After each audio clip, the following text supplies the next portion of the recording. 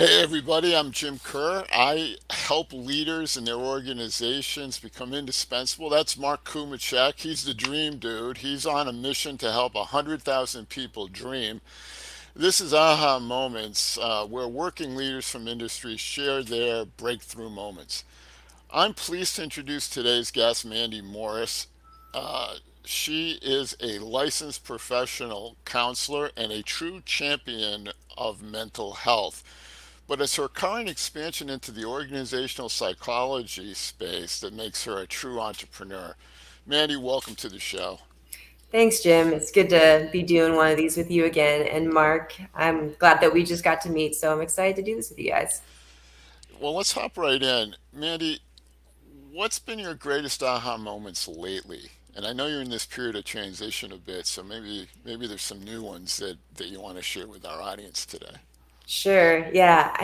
I feel like um, the more I grow, and I'm a true creative at heart, I've realized more than I think I thought I was originally. And so if I'm doing the same thing for too long, I get kind of bored and I want to expand. But Mm. I would say one of my biggest aha moments was back in 2020 when obviously we all know what was going on in 2020. I was doing more virtually and expanding my network of people to in all parts of the US. And I started to work with more high performers, people in positions of leadership, executives, and the more I worked with them and helped them with whatever they were originally coming in for, a lot of times it could be anxiety or they're in some sort of stuck place and not moving forward. Um, Lots of entrepreneurs who, a common thing was, I've had the same revenue for the past 5, 10 years. I don't know why I can't make more money, things like that. Or they're coming in because there's been something traumatic that happened, so on and so forth. And, you know, the big, the big realization, it's something that I intellectually knew, but it hadn't really clicked in a real way, was the more I started helping these people with their work problems, um, obviously these can't check our baggage at the door when we go to work. And so we're digging down into, operating systems of beliefs and, uh, how that person's brain works and why and all Mm. these things. And the more that we work through some of these stuck places or traumas that had happened and whatever it may be, and they started to grow personally, um, their businesses also grew. And it was a beautiful thing for me to be able to see. It's like, and of course that's the case, because we're not different because we go to work. We're the same person. We're just in a different setting, different environment, right? And so a lot of people think that like, oh, I just compartmentalize my personal stuff and my work stuff. Well, no, you don't, because Mm. 90 to 95% of our brain is subconscious long-term memory. And we have a saying in the realm of psychology and therapy, is that the past is present, and it really is. We just don't notice it, right? And so this idea of doing more leadership coaching and integrating what I know as a therapist, for doing this for close to 15 or a little over 15 years now, really became a source of inspiration for me, as well as because I'm like, oh, these are my people, these other entrepreneurs, and it became a real spot of joy for me to be able to see them propel themselves in a way um, that is in alignment with what they feel called to do just as a human. So that was one of my big aha moments in terms of working with executives.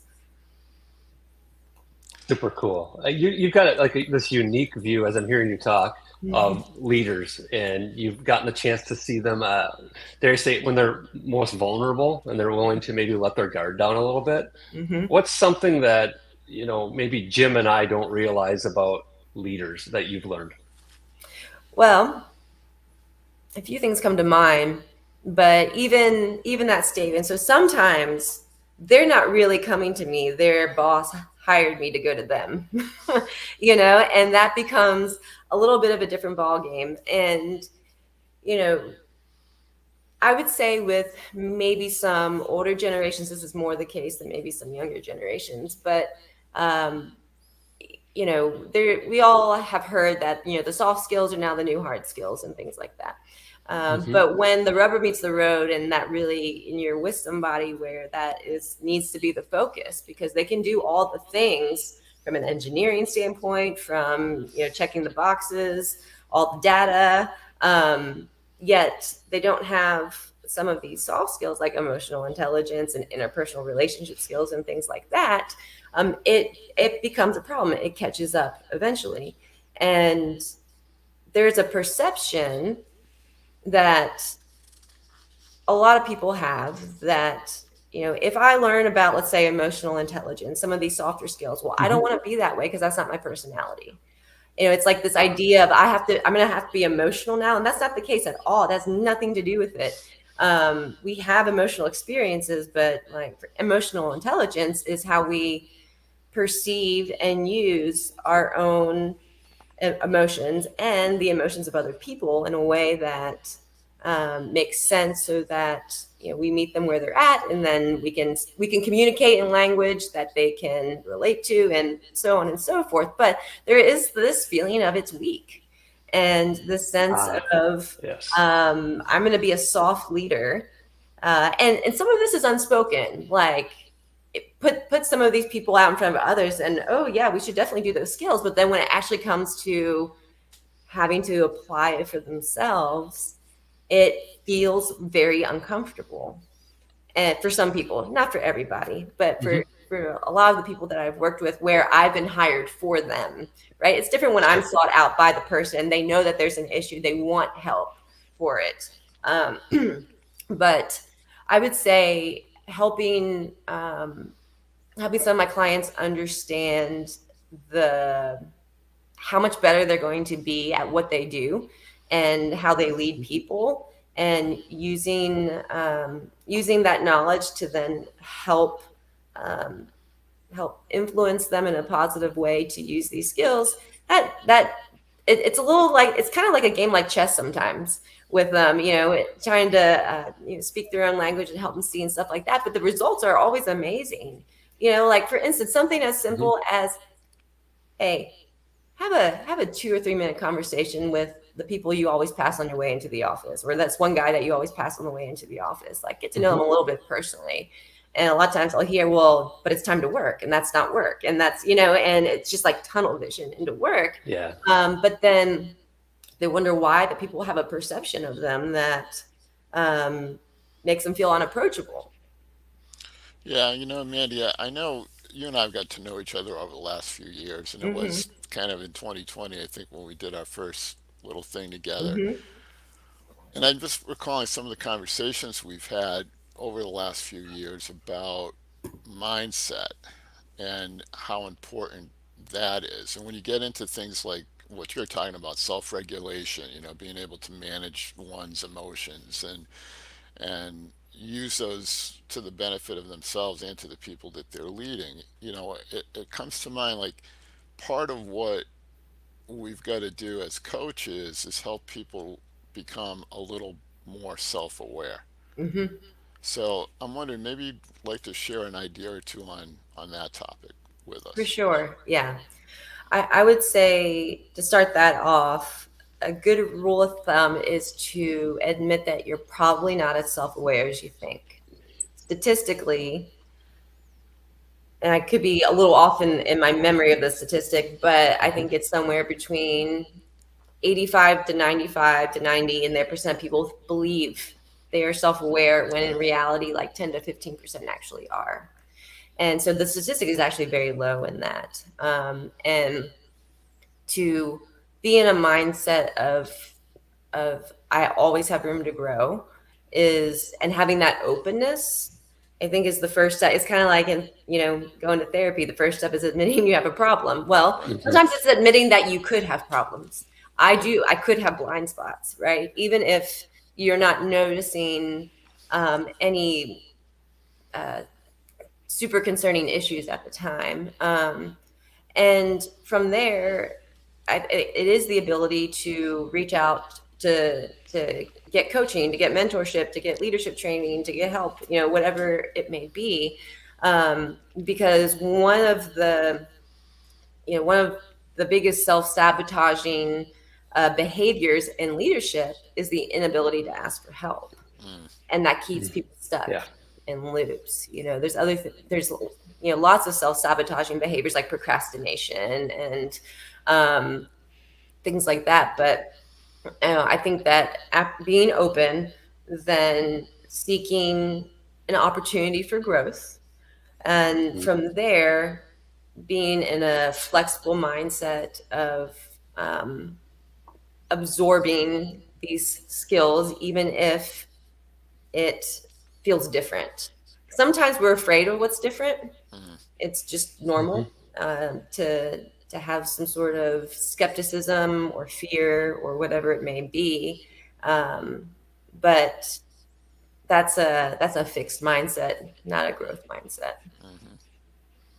So Mandy, one thing I came across and just kind of getting to know your work too is, that leaders and imposter syndrome and just the awareness around that. I'm just curious how prominent is imposter syndrome, and how aware are people even knowing that they suffer from that? Can you kind of walk us through that? Because it seems like it's a relatively big part of what you do is help people with something like that.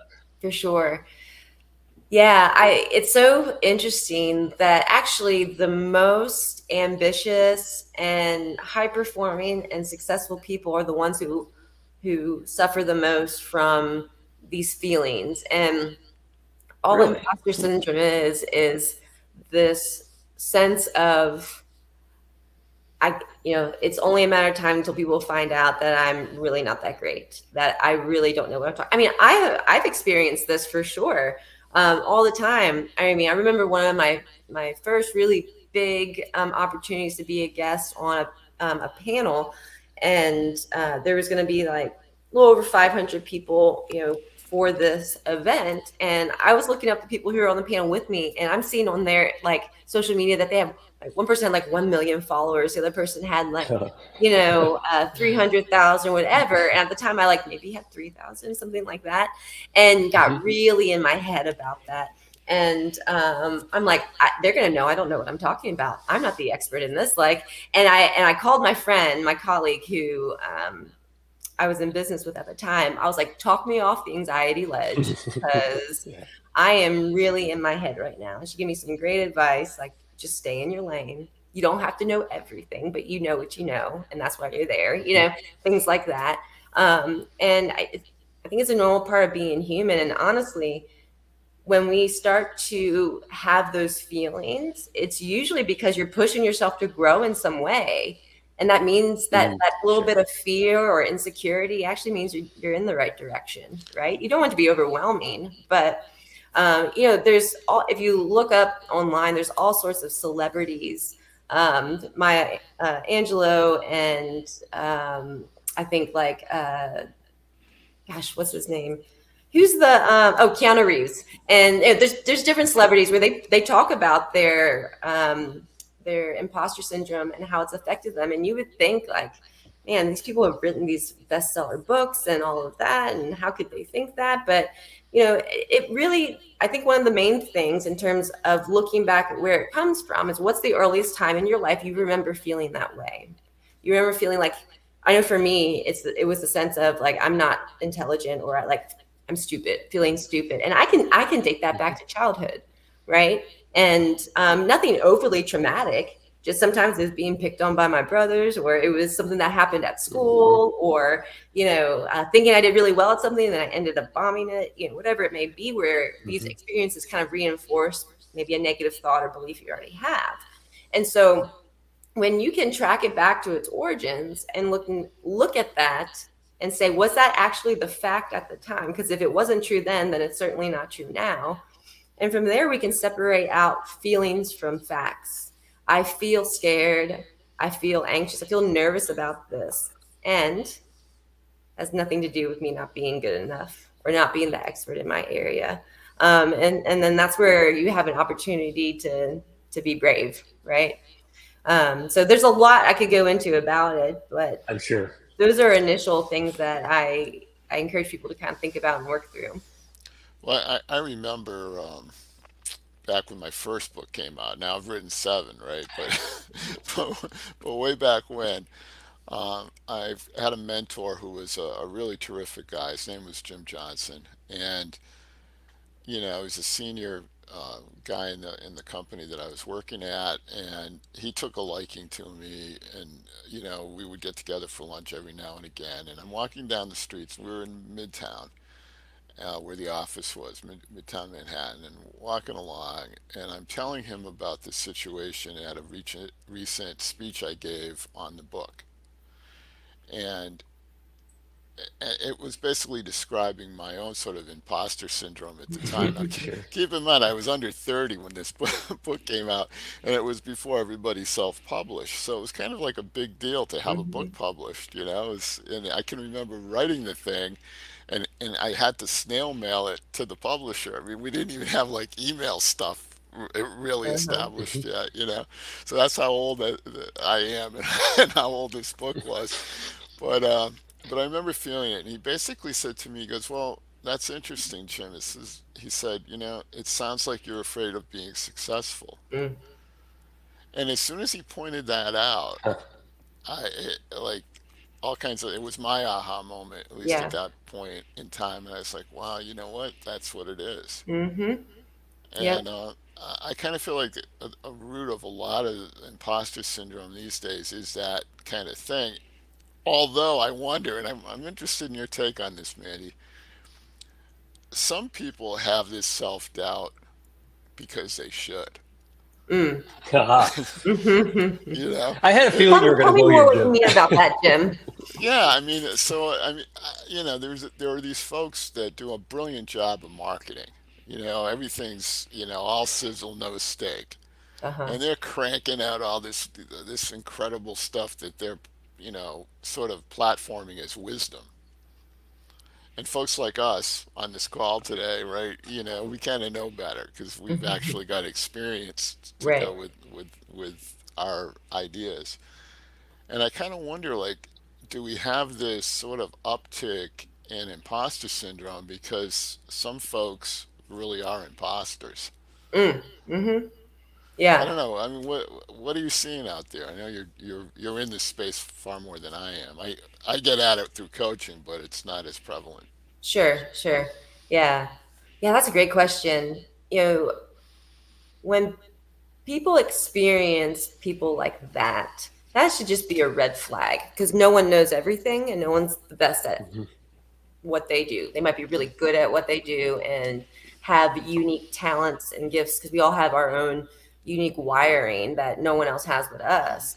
But if someone is presenting themselves in a way that there's a difference between being confident in what you do and then being up in your high horse about it, Mhm.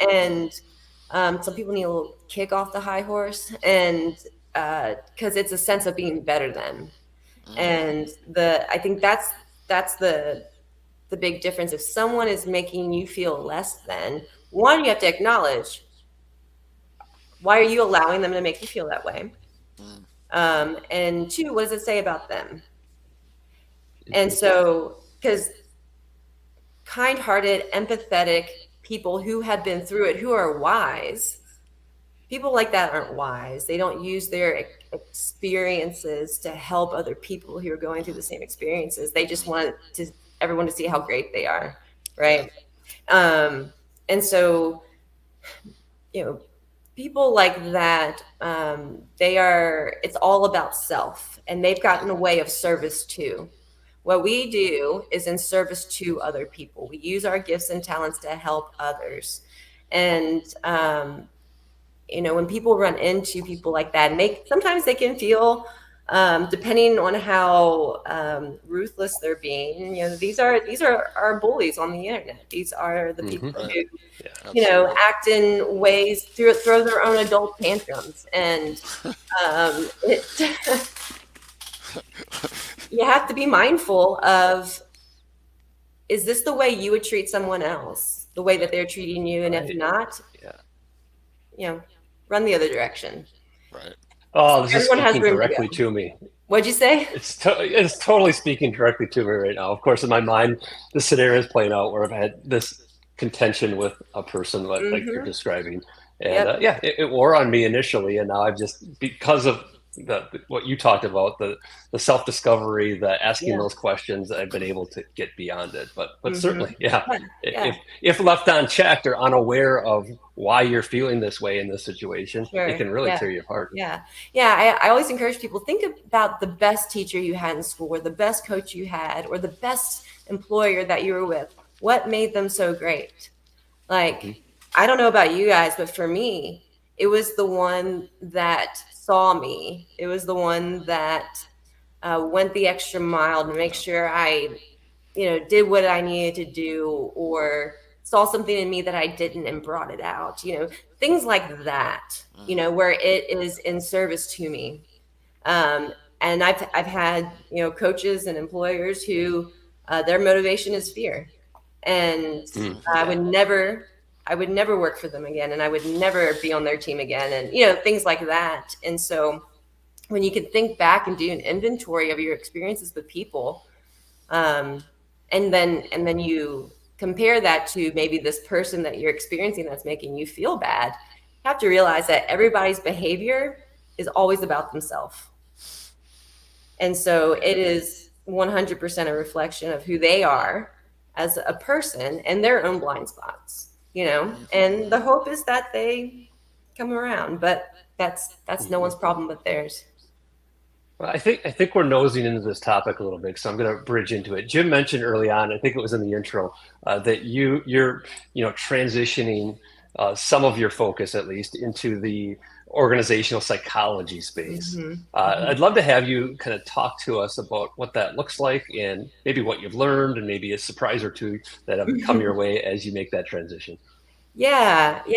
So like I said, I had this newfound sort of motivation and inspiration to work with people in this area of their life, and it's been fun. It's different than some of my therapy practice that I do. A lot of times when people come to me for that, they're in some sort of emotional crisis, or something bad has happened, or a significant loss. So there's some sort of emotional crisis going on. That's not really the case when I work with these people. So they want to get to the next level and feel stuck. And so we're in thriving mode at that point. So when I work with some people, not everybody, but some people in my therapy practice, it's more of let's get through the crisis. Let's heal the wounds we need to heal. Let's get stable, and then we'll get into thriving mode, right? So now I'm jumping into the people who are just wanting to work on that. Sure. And it's fun. I love it. I think that it's for me, I don't think my clients know how much I learn from them all the time. And in terms of just like perspectives, I think some of the stuff I mentioned earlier that I think, one of the things that I look at, so I take my clients through something called Success DNA. And what we do is we look at the reason why, obviously, I'm there coaching them to begin with. And I break down for them a system where we can figure out what is their current operating system. Like, think of your brain as a computer. What's the software you're operating out of? And it's always going to go back to a belief, right? So let's take this person who hadn't grown their revenue in the last 10 years as an entrepreneur, and they don't know what they're doing wrong, and they're a great business person. They're great at what they do. Well, when you start digging and going under the hood a little bit more, thoughts, feelings, behaviors, these are all things that we're looking at on the surface. So for some individuals, it is, like I said, like procrastinating or avoiding or not having boundaries. Man, not having boundaries is a big one for entrepreneurs. More than we realize, like, not enforcing getting their card up front for payment, or not enforcing certain things that then maybe they feel timid about asking later on, or whatever it may be. And I know I'm thinking of quite a few people, specifically where when we drill it down, it's not a conscious thing. It's just a feeling of, and you kind of alluded, or you mentioned this before in a sense, Jim, that there's a fear of failure because they feel like they are a failure and they're not consciously thinking that. But when that word is said, it holds in the body, right? It stings a little bit.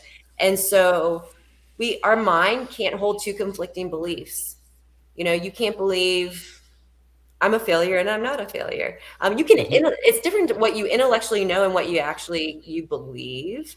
And it's the feeling of it, right? So I can know intellectually I'm good enough, but I don't always feel good enough, right? So we're tapping into more of like a neurological full body feeling of. And once that's addressed, we can track when are you in your old operating system, and then let's create the new one. If we're operating out of I deserve success, I am a successful person, I am capable and competent, then we look at what are the thoughts, feelings, and behaviors of you when you're like that. And so because the mind is so trainable, and neuroplasticity means that we can rewire neural pathways. Once you're able to identify, I'm totally in my old stuff, like I'm in my old neurological junk right now. And so then we have skills that we work in place to switch over into the updated software system, if you will, and start learning how to operate more in that. And over time it gets easier. It's like a quick switch, right? Until that becomes the habit.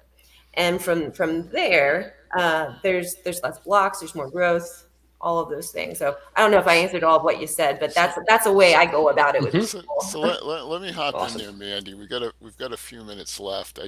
I want to, since we're talking about operating systems, I want you to talk to us about the new software you're working on. Oh, yeah. Thank you, Jim. Yeah, so my brother Jeremy and I have created an app, and this app I'm really excited about. It's been a while in the making, and I had this idea a couple years ago, and talked about it with my brother. We started working on it, then it got tabled for a while, and then we lost, not this past Thanksgiving, but the Thanksgiving before, we lost our oldest brother unexpectedly. And in that season, during the next month or two, we were like, well, let's just do this thing, because if it doesn't help anybody else, at least it'll help us. And so what it is, in my EMDR therapy, which is the type of trauma therapy that I use with clients, there's something that we use called bilateral stimulation. And what that does is it brings online the nervous system that helps you relax. And this is something that your body naturally knows how to do anyway. Like, for instance, if you go to the doctor's office and if your arms or legs are crossed over your midline, so it's activating the left and right side of your body, they make you uncross it because it shows a drop in your heart rate, and which is not good for an accurate heart reading, but it's great for anxiety, it's great for stress, it's great for anger, like all these things, right? And so had this idea of, well, what if we induce that for people on their own, and we catch the stress before they can catch it, and then we have this technology where the system does a bilateral stimulation for you, because in under 2 minutes we can get your nervous system reset. And so we have audio, visual, and sensory haptics that do bilateral stimulation. So watch the phone. There'll be a vibration on the left and right side of the body alternately. So for all of you at home, if you want to de-stress, just go like that. You just tap back and forth. Go on a walk. It's bilateral. Moms who naturally sway, they do it instinctively. It's self-soothing, right? So what it does is we have a patent pending on the technology for 8 different biometrics that get measured through your smartwatches or your wearable, whatever it is. And it senses when your stress level is going up. It's intelligent, so it learns your body, right? And then it prompts you to do a bilateral stimulation session. And you can be super discreet, put your earbuds in, and we do audio tones, or you can do vibrations, like I said, or you can, if you don't have any of that, you can just watch this ball back and forth on an app. and then you'll see in real time your biometrics change. And then you can track over time what your stressors are. You can see it work in real time, and then your So Free score goes up. So the more your body physiologically improves, the higher your score gets, and on a scale of 0 to 10. So we are getting close to the beta launch of that. So anyone who wants to sign up, Super cool. SoFree.com, get in line for the to be one of our testers. You'll get a lifetime membership if you do. So we're really excited about it. It's going to help a lot of people in a lot of ways. Yeah, that's awesome. great. Hey, I'm going to sign up. Definitely. Okay. And can you drop that website again? You said if people are interested. GetSoFree.com. So get SoFree, SoFree.com. Great. Mandy, we could talk to you the rest of the afternoon, but I know you've got to get back to the practice, so we're going to let you go. Thanks so much for joining us today. Thank you, guys. I really appreciate it. This was a lot of fun. It was terrific. There were a lot of aha moments, I think, for all of us out there. Well, I appreciate you guys. So long. Thanks, Mandy.